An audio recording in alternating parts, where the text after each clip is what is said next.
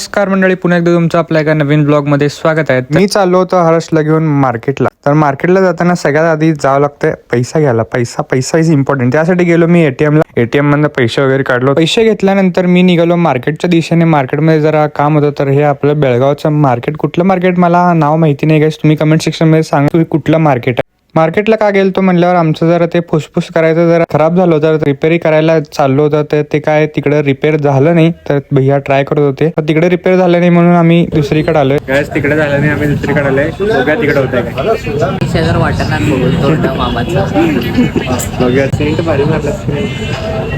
ते काय रिपेअर झालं नाही गाईस, म्हणून आम्ही घेतलो. तर नवीन घेतल्यानंतर आमचं अजून एक काम होतं. तर ते जरा मिक्सरचं काय रिपेअरी करायचं होतं. तर तिकडं आम्ही मिक्सरच्या दुकानी गेलो. तर जरा आम्ही जरा फॉर्म पकडतो, कॅमेरामध्ये दिसत होतं. तर मिक्सर वगैरे रिपेअर झालं, नवीन वगैरे घेतलो. तर त्यानंतर आम्ही निघालो आपल्या घराच्या दिशेने. तर तिकडे दिसलं आम्हाला एरोप्लेन बघा कसं काय उडतंय. तर त्यानंतर आम्ही निघालो घरच्या दिशेने. तर इकडं आम्ही जरा बघत होतो की काय काय पोस्टर आहे. तर पोस्टर मध्ये आपलं पण नाव येईल असं विचारत होतो, बघत होतो. फायनली आम्ही घरी पोहोचलो आणि सगळं सामान वगैरे ठेवलो. तर आमचं छोटू बघा कसं बोलतंय.